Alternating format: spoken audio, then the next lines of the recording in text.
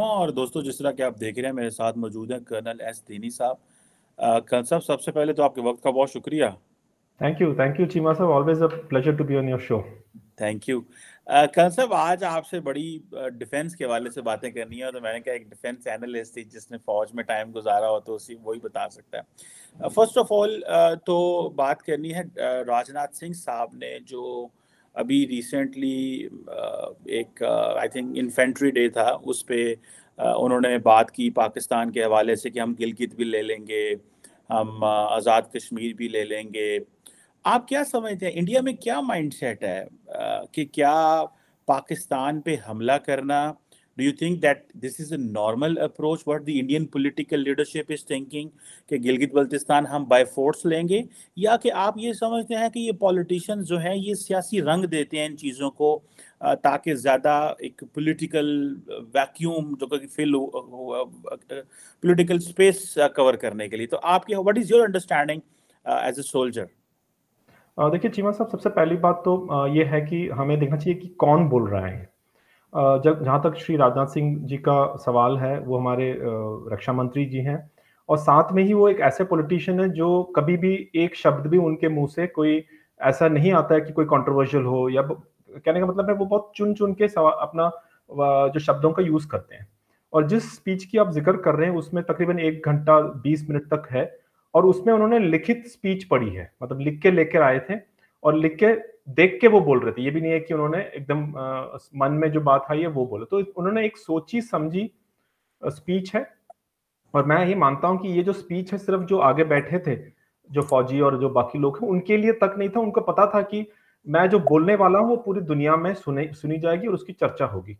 और एक ही दिन पहले उसको आपको पता होगा, जैसे 27 को आपने सही बताया, इन्फेंट्री और शौर्य दिवस की तरह हम जो मानते हैं, उससे एक दिन पहले ही रशिया के जो डिफेंस मिनिस्टर थे, उन्होंने श्री राजनाथ सिंह जी से बात की थी यूक्रेन और उसके बारे में, और साथ ही उन्होंने चाइना के डिफेंस मिनिस्टर के साथ में बात की। तो उस स्टेचर में जो एक रक्षा मंत्री जी जब एक रिटर्न स्पीच लेके आते हैं, तो उन्हें पता होता है कि क्या मैं मैसेज कन्वे कर रहा हूं। तो सबसे पहली चीज तो ये है कि it is a well thought out speech by the defence minister.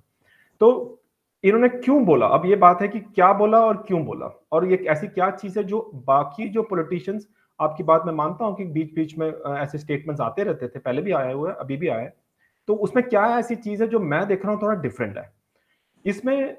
Shri Rajnath Singh ji ने क्या एक ऐसी चीज कही है कि हमारे देश में, जैसे भारत में, और जो भारतीय पाक ऑक्युपाइड कश्मीर में रह रहे हैं, उनके ऊपर जो जुल्म हो रहे हैं, वो जो दर्द है वो हमें भी महसूस हो रहा है। और आने वाले वक्त में वो जो भारतीय हैं वो खुद ही एक ऐसा, जो आपके लैंग्वेज में अगर बोले सैलाब बोलो या रेबेलियन बोलते हो, वो एक आएगा करके उन्होंने एक हिंट दिया है।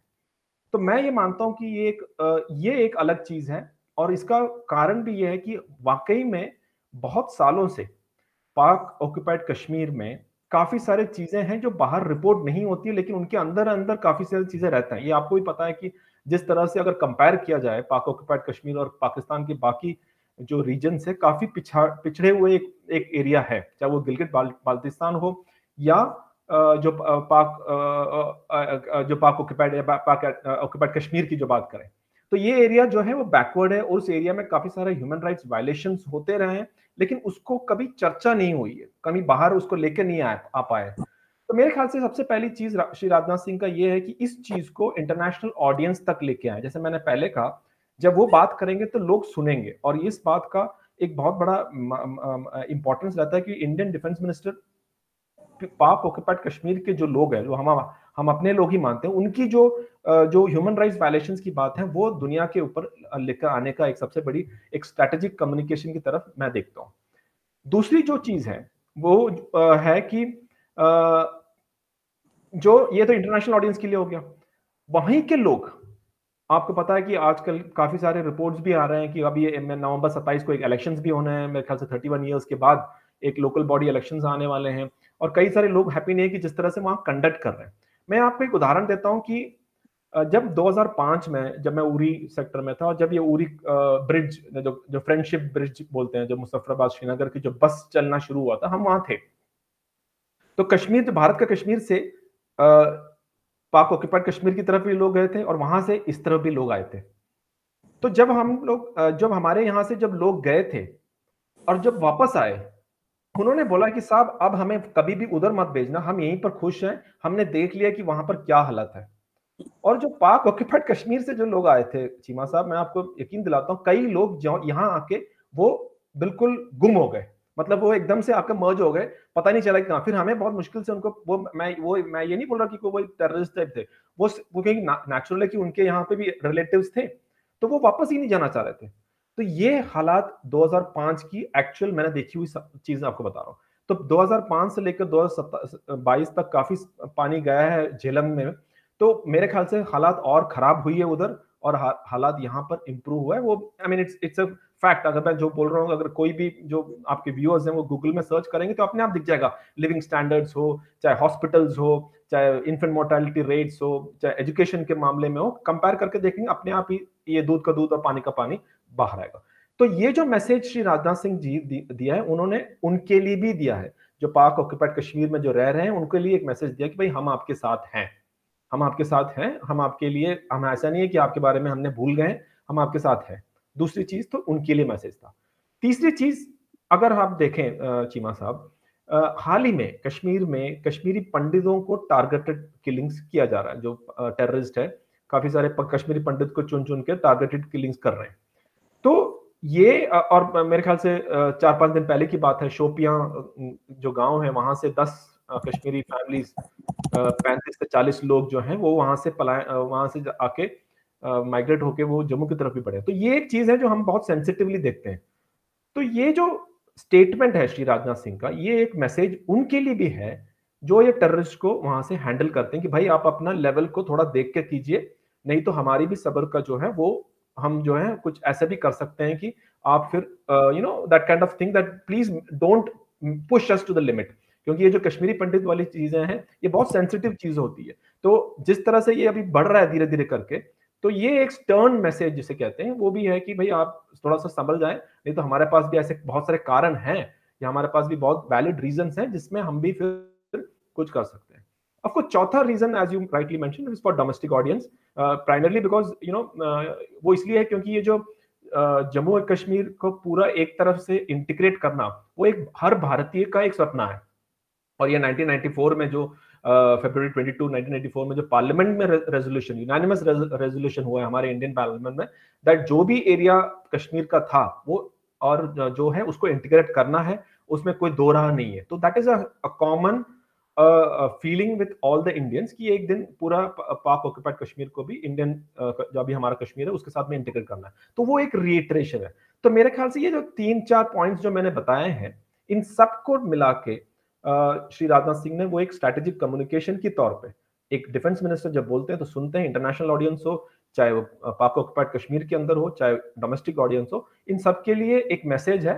और उसके आगे मेरे ख्याल से it is just a strategic communication by the defence minister.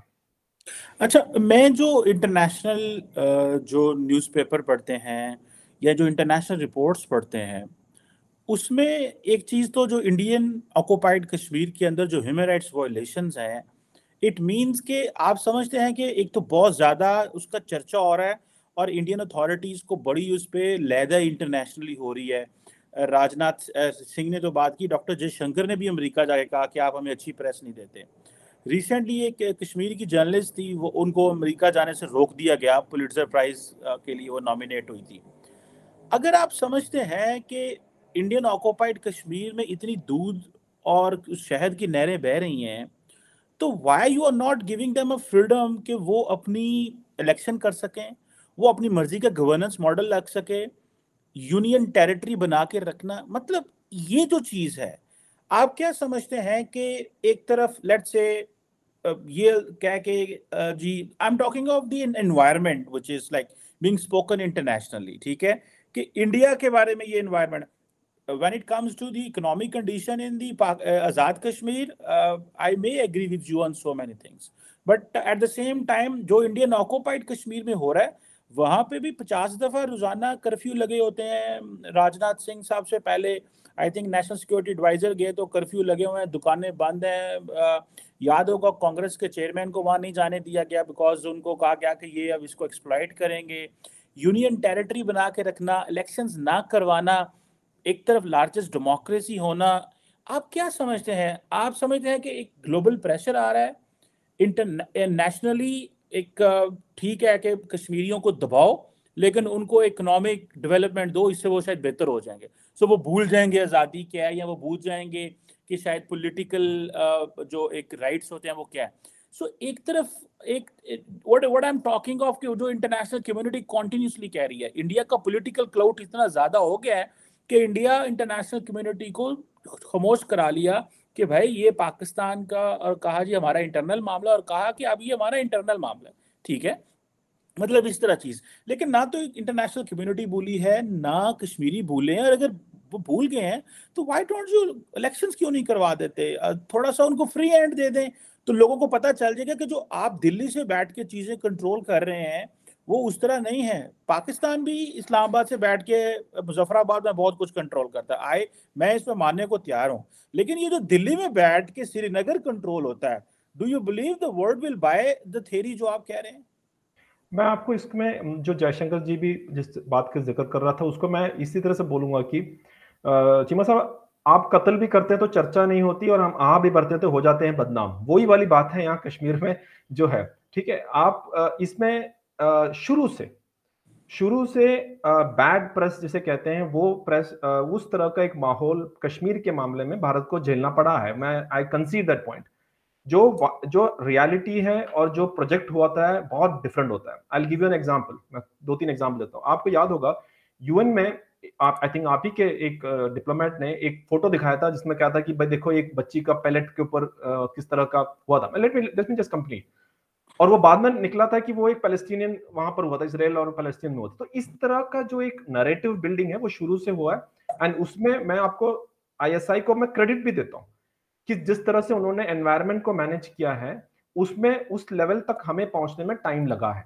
अभी हमारे फॉरेन मिनिस्टर और बाकी सब लोगों से वी आर पुशिंग इट कि भाई यू सी द ट्रुथ ये है चीमा साहब, we have somebody known as Shah Faisal जो आईएएस में टॉपर रहा है। उन्होंने कल या परसों एक स्टेटमेंट दिया था कि जब ये जो ऋषि सुनक वाली बात हुई थी जब यूके में, तो उन्होंने भाई भारत ही एक ऐसा देश है जिसमें मुसलमान हो चाहे क्रिश्चियन हो चाहे कोई भी हो ऊपर आ सकता है। शाह फैजल फ्रॉम कश्मीर, वो कश्मीरी है, वो कश्मीर के हैं, वो इंडियन एडमिनिस्ट्रेटिव स्टेटस में टॉप रैंकर रह चुके हैं और अभी वो एक ब्रिलियंट एडमिनिस्ट्रेटर है। सेम कश्मीर से आईपीएल खेल रहे हैं लड़के। इस तरह के एक माहौल बन रहा है। और मैं ये नहीं कह रहा था कि सब कुछ बिल्कुल ही बढ़िया था, ऐसा नहीं है। मैं जानता हूं कि देयर वर इश्यूज, बट ये इश्यूज उतने नहीं थे जितने की बताया जाता है। उसमें मैं उसमें दैट नैरेटिव बिल्डिंग के लिए डीजी आईएसपीआर और आईएसआई का उनका लिए क्रेडिट है। बट आज ये हालत है चीमा साहब, दैट लोग जब बोलते हैं कि हम भाई ये है असलियत, they listen, and that listen is because truth can not be hidden. कितनी देर तक आप ये झूठ बोलते रहोगे कि भाई वहां पर इंटरनेट डाउन हो गई? यही चीज श्री जयशंकर जी ने पूछा कि अगर मेरे से पूछा जाए कि किसी की जिंदगी इंपॉर्टेंट है या कुछ घंटे के लिए इंटरनेट डाउन करे, तो मैं इंटरनेट डाउन करूंगा। तो वो ये दो चीजें होती है। तो मैं सिर्फ ये कहना चाहता हूं कि आपसे, सच कुछ दिन तक जरूर आप आप उसको कवर कर सकते हैं, लेकिन हमेशा के लिए नहीं कर सकते हैं। और वो सच जो है वो बाहर आ रहा है अभी कश्मीर के ऊपर, and that is why you don't, आप खुद देखिए, चाहे आप कितना भी शोर करें कुछ नहीं होता है। और उसी की वजह से मैं ये इसमें भी ताजुब हूं कि पाकिस्तान की तरफ से कोई भी स्टेटमेंट नहीं आया है। राजनाथ सिंह जी इतने बड़ा सवाल करने के या स्टेटमेंट करने के बाद वहां से भी नहीं आया, क्योंकि they also given up, and they have reconciled to the fact. मैं उसमें बता देता हूं, I am not a spokesperson of the government of Pakistan. लेकिन दो चीजें हैं इसमें। मैं तो सच बोल रहा हूँ कि things are not good in Azad Kashmir, लेकिन आप जो है ना वो अपनी चीजें मेंटेन करने पे तैयार हैं कि आप, आई वांटेड कि आप थोड़ा खुल के सच बोले ना। मैं खुल के बोल रहा हूँ, मैं ये नहीं बोल रहा हूँ। देखो, आई एम सेइंग दैट, मैं ये बोलने के लिए तैयार हूँ कि I am not saying that whatever we did was the right thing.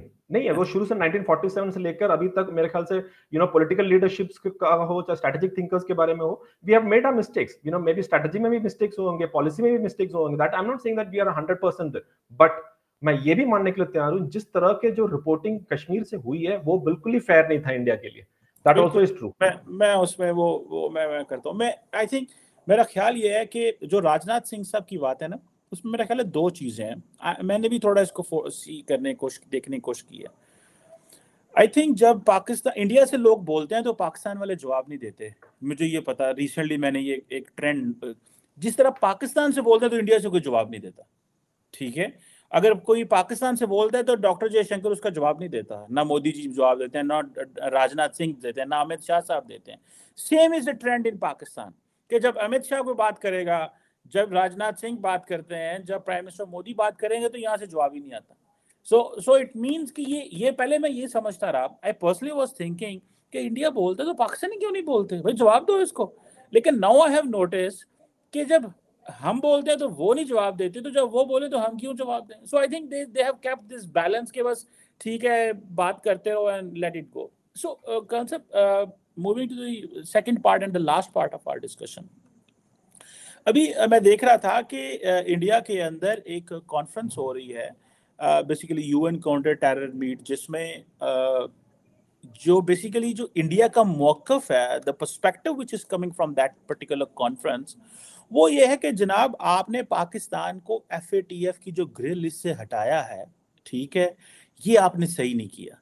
ठीक है, अच्छा, इंटरनेशनल कम्युनिटी जिसमें अमेरिका, यूरोप, सारे ममालिक जो हैं, दे स्टैंड कि दैट पाकिस्तान जो है वो let's say Hafiz Saeed jail में है, बाकी चीज़ें हैं, और when it comes to the western border Pakistan का दे डिड वेल। आप क्या समझते हैं, इंडिया के अंदर क्या फ्रस्ट्रेशन है कि भाई पाकिस्तान को ग्रे लिस्ट से इंटरनेशनल कम्युनिटी ने क्यों हटा दिया? क्योंकि 2018 से था पाकिस्तान, इसका नुकसान हो रहा था। क्या फ्रस्ट्रेशन है, या कि आप समझते हैं कि दिस इज अ डिप्लोमेटिक, एक समझते हैं कि एक वीकनेस है इंडिया की तरफ से, कि अभी रिसेंटली आई थिंक जो ये 26/11 के हवाले से ये जो यूएन काउंटर टेरर मीट हो रहा है, उसमें आई थिंक उसी होटल के अंदर ये सब जो पाकिस्तान के बारे में एक पूरी दुनिया को प्रेजेंटेशन दी गई कि देखो वहाँ से टेररिज्म एमिनेट हो रहा है। आप क्या समझते हैं, for how long this Indian narrative जो है वो बिक रहा है? क्योंकि अगर इंडियन नैरेटिव बिक रहा है तो पाकिस्तान के ग्रे लिस्ट निकलने की कितनी फ्रस्ट्रेशन है, do you feel in India, कि एक तरफ इंडिया कहता जा रहा था the world is not listening, अब सारी दुनिया को बुला के बिठा के बताया है तो the world is not listening. So आप क्या समझते हैं, is this a Pakistani success, दुनिया ने चेंज कर लिया, या इंडिया की बात इतनी पुरानी हो गई है and they are repeating over the period of time that the world has stopped taking it serious? देखिए चीमा साहब, ना इसमें हमारा कोई फ्रस्ट्रेशन है, ना कोई वीकनेस है। मैं तो सिर्फ बोलता हूँ कि इंडिया की बिल्कुल क्लैरिटी है इसमें। We are absolute clear that अगर भारत का क्लैरिटी किस चीज में है, भारत का क्लैरिटी इस चीज में है कि Pakistan is the epicentre of terrorism. जो टेररिज्म निकलता है वो पाकिस्तान से निकलता है, और जब तक टेररिज्म वहां से निकलेगा हमारे लिए अपने देश का जो प्रोटेक्शन और सिक्योरिटी पे काफी असर पड़ेगा। आपने जहां तक कहा इंडिया की, मैं सिर्फ आपको याद दिला देता हूँ चीमा साहब कि अगर जो president of the United states of America, अगर वो बोलते हैं, Joe Biden, that Pakistan is the most dangerous country in the world, तो हम तो हम तो बोल ही रहे हैं तब से, हम तो बोल ही रहे हैं। अब आप बोलोगे कि जो बाइडेन आल्सो भी हमारे उसमें हो गए, तो president of the United states of America will not से अ स्टेटमेंट ऐसे ही। और साथ में कई बार उन्होंने स्टेटमेंट किया और व्हाइट हाउस ने बोला नहीं, एक्चुअली वो बोलना ये चाह रहे थे लेकिन उनका मतलब ये है, उन्होंने ये भी नहीं बोला या जो बोला है वो बोला है। तो कहने का मतलब है चीमा साहब, मेरे ख्याल से पाकिस्तान को ये समझ में आना चाहिए कि जब तक टेररिज्म वहां से चलता रहेगा, वहां पर भारत का जो पहल है वो रहेगा कि इसको सच को बाहर लाना।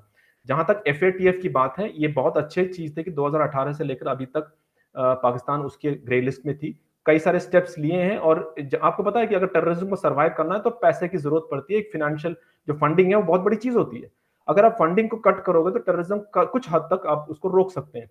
तो FATF में जब ग्रे लिस्ट में था तो पाकिस्तान ने कुछ कदम फोर्सफुली उनको लेना पड़ा, ये आप भी मानते हैं, मैं भी मानता हूं। तो हमारे इंटरेस्ट में ये है, दुनिया के इंटरेस्ट में ये है कि वो कंटिन्यू रहे।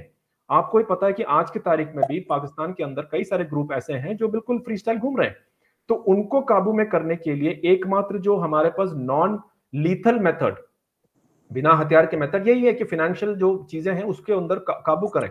तो हम अपनी तरीके से, मैं मानता हूं कि भारत का जो इंटरेस्ट है इसी में है कि पाकिस्तान को फोर्स करें एक्शन लेने में टेररिस्ट ग्रुप्स पे, और आप माने या ना माने उसमें आप लोगों का भी फायदा है।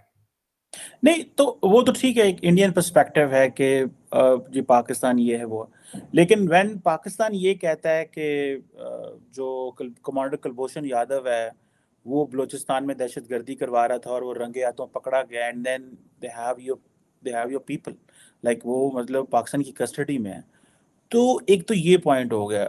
Do you subscribe this theory के जब अफगानिस्तान के अंदर अशरफ गनी और ये सारे लोग मौजूद थे तो द इंडिया वाज वर्किंग कि पाकिस्तान के अंदर ये चीज़ें पंप इन की जाएं और यहाँ पे हालात ख़राब किए जाएं? Do you subscribe this theory when it comes to Pakistan का? ये जो आपने कहा, मैं समझता हूँ कि माजी में ये जितने ग्रुप, मैं समझता हूँ कि कल भी मेरा ख्याल है हमारे यहाँ पे एक कॉन्फ्रेंस हो रही थी और उसमें ये बात हुई कि जितने ग्रुप पाकिस्तान के अंदर रहे हैं, कहीं जिनको पाकिस्तान की रियासत ने पैटर्नेज किए रखा और फिर उनसे लड़ाइयाँ की, उनको ख़त्म किया, so we have paid the price for what we have been doing for Afghanistan. When it comes to the Kashmir that is a different story थी उस वक्त, क्योंकि व्हाट वी जो हम सुनते हैं और उसको देखते हैं।